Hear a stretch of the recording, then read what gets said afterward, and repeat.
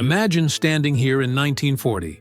No towering casinos, no neon lights, just endless sand, creosote bushes, and a silence so deep you could hear your own heartbeat. The Mojave Desert stretched in every direction, and in its heart sat a dusty railroad town called Las Vegas, home to just 8,400 souls. Most Americans had never heard of it. But everything was about to change, because just 30 miles southeast, the largest dam in the world had recently been completed, and it was pumping something this desert had never known: life. The Hoover Dam, finished in 1936, brought water, electricity, and most importantly, hope. Workers who had built the dam stayed behind, bought cheap land for $5 an acre, and dreamed of making something out of nothing. Nevada had legalized gambling back in 1931, and along Fremont Street downtown, small casinos and saloons were already taking bets. But Highway 91, the dusty road connecting Los Angeles to Salt Lake City, remained largely empty. That changed on April 3, 1941, when a California hotelier named Thomas Hull opened El Rancho Vegas at the corner of Highway 91 and Sahara Avenue. It was modest by today's standards: 110 rooms, a Western-style casino, a swimming pool surrounded by palm trees. But it was something Las Vegas had never seen: a resort designed for travelers seeking overnight escape from the long desert drive. Hull charged $8 per night, and Hollywood noticed. The Strip, as locals would call it, was born. Then came December 7, 1941. War transformed everything. The United States Army established a gunnery school that would become Nellis Air Force Base, and between 1941 and 1945, 55,000 students trained there. A magnesium processing plant opened nearby, bringing 15,000 new jobs. Workers flooded in. The population more than doubled, reaching nearly 20,000 by 1945. Soldiers on leave wanted entertainment, drinks, dancing, a place to forget the war for a few hours. Downtown casinos obliged happily. Business boomed. And when the war finally ended, Americans were hungry for celebration. Las Vegas stood ready to serve, a little desert town with big ambitions. But one man had even bigger ones, and he was already watching from the shadows. It was 1945. The war was over, and a man from New York with ice-blue eyes and pockets full of dangerous money was about to change everything. His name was Benjamin Siegel, though no one dared call him Bugsy to his face. He had arrived from Hollywood, where he rubbed shoulders with movie stars and ran illegal gambling operations. But Nevada offered something California could not: legitimacy.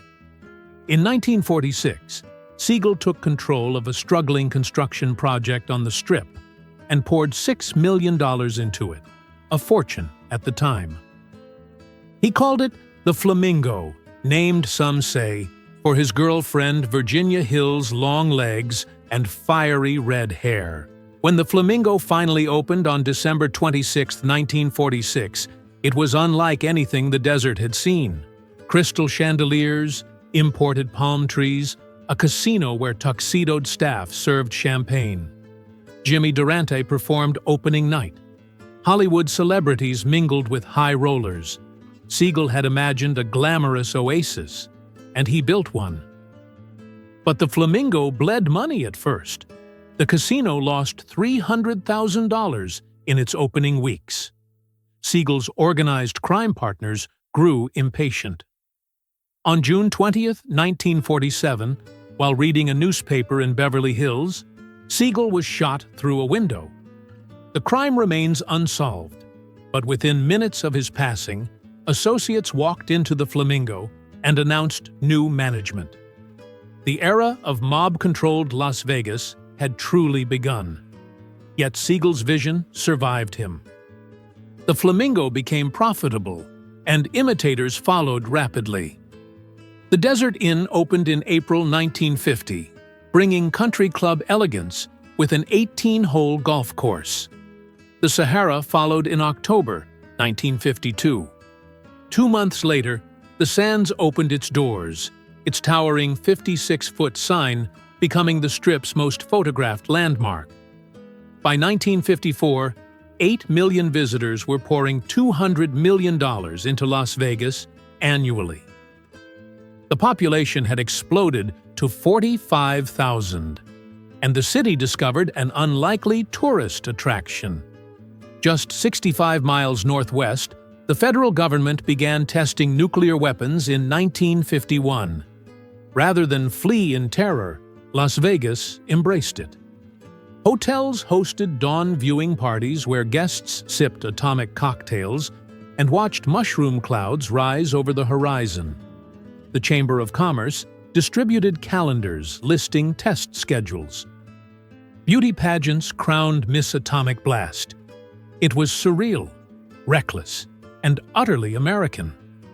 The desert glowed, the cash registers sang, and Las Vegas had become something the world had never seen.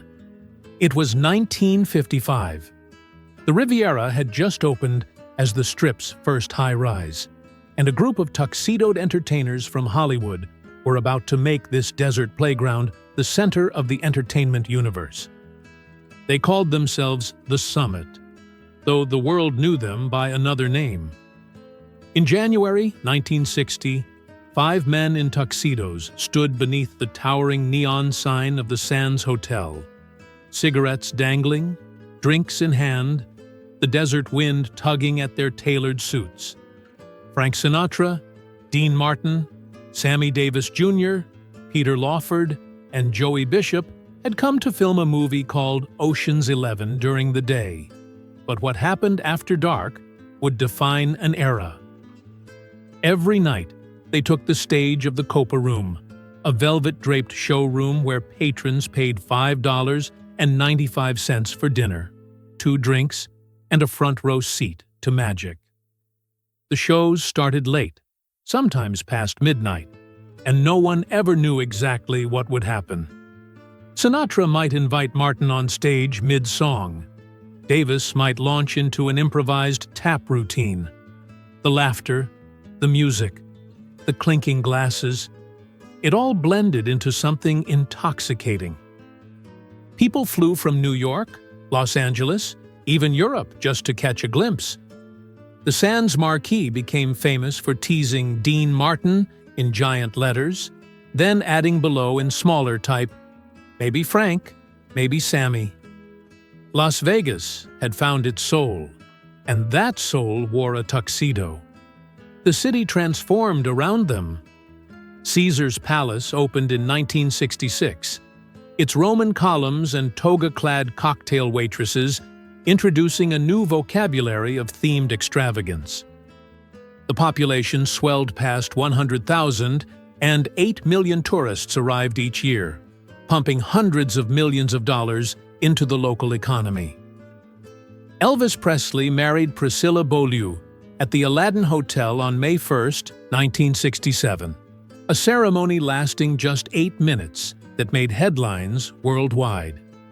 Yet beneath the sequins and spotlights, darker realities persisted. Sammy Davis Jr. could headline the biggest room on the Strip, but until the early 60s, he could not stay in the hotels where he performed. Black entertainers entered through service doors and slept in boarding houses on the west side of town. The Moulin Rouge, which opened in 1955 as the city's first integrated hotel, had closed within months due to financial troubles, leaving segregation largely intact. Las Vegas sold dreams of freedom, but not everyone was invited to dream. Still, the era sparkled with undeniable glamour. Senator John F. Kennedy visited the Sands in February 1960, sitting ringside as Sinatra introduced him to a cheering crowd. The city had become synonymous with sophistication, irreverence, and a particular American cool that felt both dangerous and irresistible. But even as the Rat Pack ruled the night, change was coming. A reclusive billionaire had been watching from the shadows, and he had plans far grander than anyone imagined. It was 1966. An eccentric man with a fortune beyond measure arrived in Las Vegas under cover of darkness. He would never be seen in public again, and yet he was about to reshape the entire city. On Thanksgiving night, 1966, a private train pulled into North Las Vegas, carrying the most mysterious passenger the city had ever welcomed. Howard Hughes, the billionaire aviator, filmmaker, and industrialist, was carried on a stretcher through the darkness and whisked to the top 2 floors of the Desert Inn. His aides sealed the windows with tape, blocked all light, and began what would become a 4-year isolation that shocked even those closest to him. Hughes never left his 250-square-foot bedroom, communicating only through handwritten memos and telephone calls to his chief lieutenant, Robert Maheu, a man he would never meet face to face. The reclusive tycoon ate TV dinners, refused to bathe for months, let his fingernails grow into spirals, and developed obsessive rituals involving tissue boxes and sealed containers. Yet from this darkened sanctuary, he orchestrated the most dramatic transformation in Las Vegas history. When the Desert Inn's management asked Hughes to vacate his suite to make room for high-rolling New Year's Eve guests, he simply bought the entire hotel for $13.2 million. Then he kept buying. The Sands fell for $14.6 million. The Frontier cost $23 million. The Landmark, Silver Slipper, and Castaways followed. In just 3 years, Hughes spent over $300 million, averaging more than $175,000 per day. His shopping spree only stopped when the federal government threatened antitrust action after he tried to purchase the Stardust. By then, Hughes controlled nearly 1/3 of all casino revenue on the Strip. More importantly, his presence legitimized Las Vegas in the eyes of Wall Street. In 1967 and 1969, Nevada passed the Corporate Gaming Acts, allowing publicly traded companies to own casinos without requiring every shareholder to undergo licensing. The door had opened for corporate America, and the old guard of organized crime began its slow retreat into history. Meanwhile, a new king had taken the stage. Elvis Presley returned to Las Vegas in July 1969, opening at the International Hotel for a residency that would span 7 years and 636 performances. The boy who had flopped at the New Frontier in 1956 was now the undisputed king of rock and roll, and Las Vegas became his kingdom. The city's population approached 270,000. Convention centers expanded. The future looked bright, corporate, and clean. It was 1976. The old glamour was fading. Las Vegas needed something new, and the answer would come from an unexpected source: families with children looking for wholesome fun in the desert. The image of Las Vegas in the late 1970s was one the city desperately wanted to shed. The glamour of the Rat Pack had faded. The resorts felt dated, and a certain weariness hung over the Strip, like the desert heat. Showrooms that once hosted Sinatra now featured aging performers whose best years were behind them.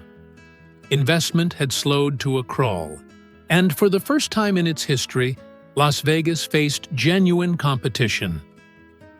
In 1976, New Jersey voters legalized casino gambling in Atlantic City, and 2 years later, Resorts International opened its doors on the East Coast, launching a competitive war that Sin City had never experienced. By 1988, Atlantic City's casinos were generating $2.73 billion in annual revenue, compared to just $1.94 billion in Las Vegas. The desert kingdom was no longer alone, and its crown felt heavy. Yet, Las Vegas refused to surrender. The city began reinventing itself by broadening its appeal beyond gambling. Convention facilities expanded dramatically, attracting business travelers who might never have visited otherwise. Hotels like the Imperial Palace opened in 1979, and the Barbary Coast, which followed in 1979 as well, offered more affordable options for middle-class visitors.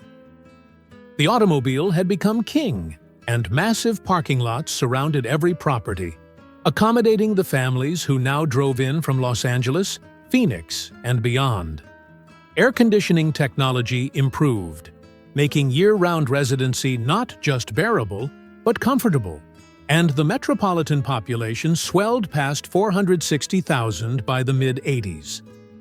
Las Vegas was no longer just a destination for weekend sinners. It was becoming a place where people actually lived, worked, and raised children. The seeds of something new were being planted, though the full bloom would require a visionary willing to bet everything on a single, audacious dream. It was 1986. A young casino executive named Steve Wynn was quietly assembling land on the Strip. He had a vision so grand, so expensive, that Wall Street laughed. But Wynn was not laughing. He was planning the most ambitious resort Las Vegas had ever seen. On November 22, 1989, the doors of the Mirage swung open and Las Vegas was reborn. Steve Wynn had spent $630 million, an unheard-of sum financed through high-yield bonds that made Wall Street nervous, to create something the world had never seen. The Mirage was not just a hotel, it was a destination unto itself. A 54-foot artificial volcano erupted every 15 minutes after dusk, shooting flames and water into the night sky while tourists gathered on the sidewalk in astonishment. Inside, a lush tropical atrium filled with 65 species of exotic plants transported visitors to a Polynesian paradise. A 20,000-gallon saltwater aquarium filled with sharks and tropical fish greeted guests at check-in. White tigers prowled in a specially designed habitat. And in the showroom, illusionists Siegfried and Roy performed magic that seemed to defy the laws of nature itself. The Mirage was the first new major resort on the Strip in 16 years, and within hours of opening, 40,000 people poured through its doors. A single visitor hit a $4.6 million jackpot on a $1 slot machine before the day was over. The gamble had paid off spectacularly. The Mirage's success triggered the most explosive building boom in Las Vegas history. Suddenly, everyone wanted to replicate Wynn's magic. The Excalibur opened in 1990 with a medieval castle theme and over 4,000 rooms, briefly becoming the world's largest hotel. The Luxor followed in 1993, its black glass pyramid and sphinx instantly iconic. That same year, Treasure Island unveiled pirate battles on its artificial lagoon, and the MGM Grand opened with over 5,000 rooms, a complete theme park, and a billion-dollar price tag. Each resort tried to outdo the last. In 1995, the Fremont Street experience transformed downtown into a pedestrian mall beneath a massive LED canopy, while the Hard Rock Hotel billed itself as the world's first rock and roll casino. The population of the Las Vegas metropolitan area surpassed 1 million residents. 40 million tourists visited annually. The city had shed its tired image and emerged as something entirely new. A playground of themed fantasies where visitors could experience Egypt, medieval England, and tropical paradise without ever leaving the desert. It was 1996. Cranes dotted the horizon. Billions of dollars in projects were rising from the sand. And Steve Wynn was not finished. he was already dreaming of fountains that would dance to music under the stars. On October 15, 1998, Steve Wynn stood before 15,000 guests, including Michael Jordan, Clint Eastwood, and George Lucas, to unveil his most ambitious creation yet. The Bellagio had cost $1.6 billion to build, making it the most expensive hotel in world history at that moment, and every dollar showed. An 8.5-acre artificial lake spread before the resort, and within it, 1,000 fountains danced to music in choreographed performances that would become the most photographed attraction in Las Vegas.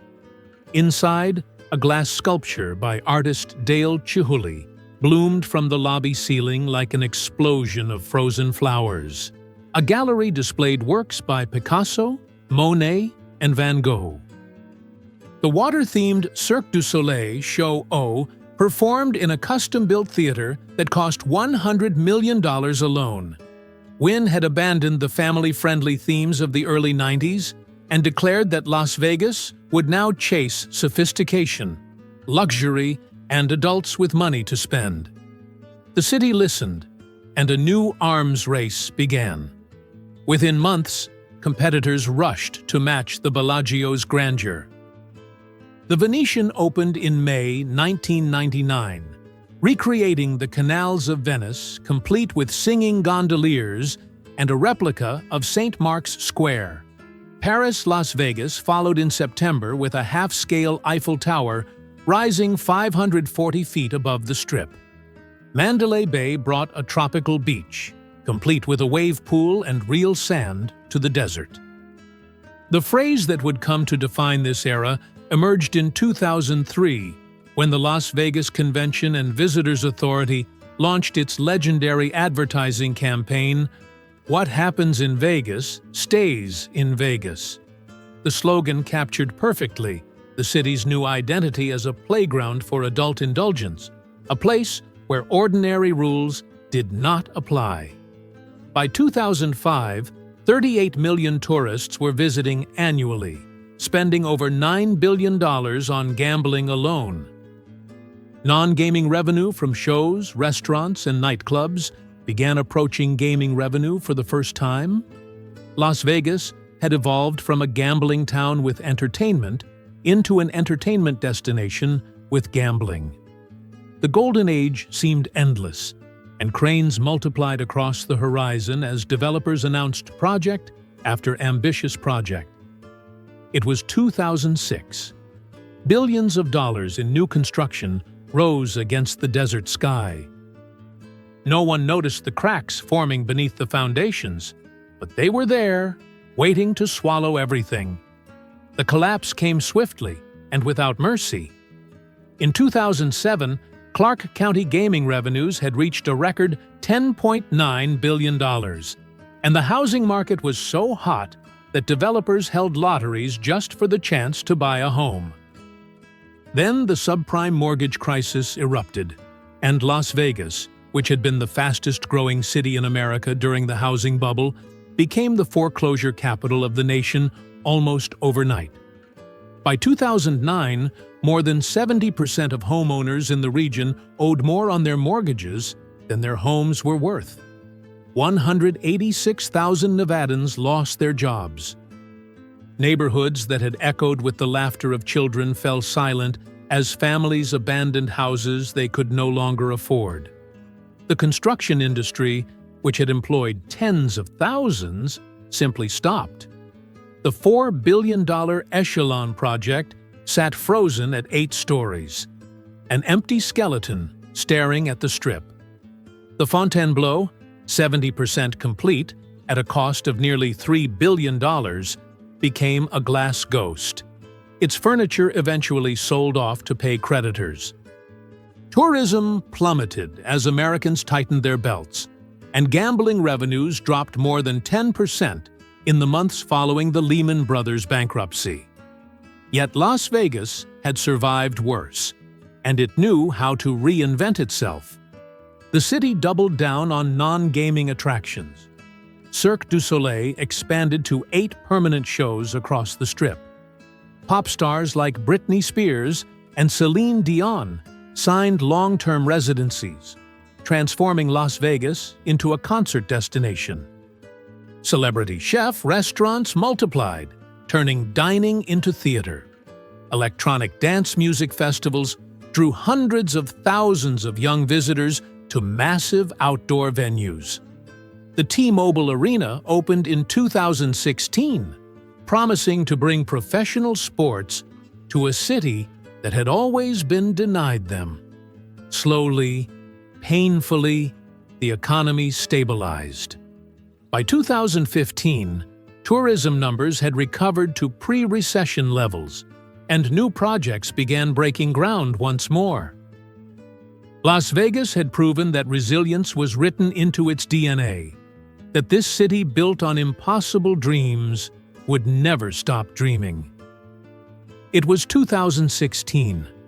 Rumors swirled that professional hockey and football teams were eyeing the desert. Las Vegas, the city of entertainment, was about to become a city of champions. Agora tenho todas as informações necessárias para escrever os atos 9 e 10, os últimos do roteiro. For decades, professional sports leagues had refused to touch Las Vegas, citing the city's association with gambling as incompatible with athletic integrity. Then, in 2017, everything changed. The Vegas Golden Knights took the ice as the National Hockey League's newest expansion team, and something remarkable happened. The city, which had never had a major professional sports franchise, fell in love. The Golden Knights reached the Stanley Cup Finals in their inaugural season, an unprecedented achievement that electrified a community still healing from tragedy. Just weeks before the team's first game, on October 1, 2017, a gunman had opened fire on a country music festival near the Mandalay Bay Hotel, leaving 58 people dead and hundreds wounded in one of the darkest moments in American history. The Golden Knights became a symbol of resilience, their motto, "Vegas Strong," echoing through T-Mobile Arena as the city found healing through hockey. By 2020, the NFL had followed, with the Raiders leaving Oakland for a $1.9 billion stadium called Allegiant, a black and silver marvel nicknamed the Death Star that rose just off the Strip, visible from every plane landing in Las Vegas. But even as the city celebrated its new identity as a sports capital, an unprecedented challenge arrived. In March 2020, the global health crisis forced every casino on the Strip to close for the first time in history. The famous boulevard, normally blazing with light and crowded with visitors at all hours, fell dark and silent. Tourism collapsed. Tens of thousands of hospitality workers lost their jobs overnight. The city that never sleeps was forced into an unwilling slumber. Yet, even in darkness, Las Vegas was planning its next reinvention. Construction continued on a massive spherical structure rising behind the Venetian, a $2.3 billion entertainment venue that promised to revolutionize live events. The recovery, when it came, was faster than anyone expected. By 2021, visitors were returning, conventions were booking, and the lights of the Strip burned bright once more. It was 2022. The Sphere was nearing completion. Formula One was negotiating a nighttime race through the heart of the Strip, and Las Vegas was preparing to host the biggest game in American sports. On September 29, 2023, the Sphere opened its enormous eye to the Las Vegas sky, and the world had never seen anything like it. 366 feet tall and 516 feet wide, wrapped in 580,000 square feet of programmable LED panels, the structure could display anything from a giant eyeball gazing at passers-by to the surface of Mars rotating slowly above the desert. Inside, an 18,000-seat auditorium featured the highest resolution screen ever built, wrapping around audiences in a 160,000 square foot embrace of light and sound. The Sphere cost $2.3 billion to construct, nearly 4 times its original budget. But it delivered something Las Vegas had always promised and rarely achieved: genuine wonder. When Formula One roared through the Strip for the first time on November 18, 2023, the Sphere served as a glowing backdrop for one of the most spectacular sporting events ever staged. The race generated an estimated $1.3 billion in economic impact, and 3 months later, Super Bowl 58 brought the Kansas City Chiefs and San Francisco 49ers to Allegiant Stadium before a global audience of over 120 million viewers. Las Vegas in 2026 stands at another crossroads, though this time the challenges are environmental rather than economic. Lake Mead, the reservoir that has supplied water to the desert city since the Hoover Dam first captured the Colorado River, continues to shrink, forcing difficult conversations about sustainability in a landscape that was never meant to support 2.3 million permanent residents. Yet the city continues to evolve. The Oakland Athletics have announced plans to build a new ballpark on the former Tropicana site. The Vegas Loop, an underground transportation network, expands beneath the Strip.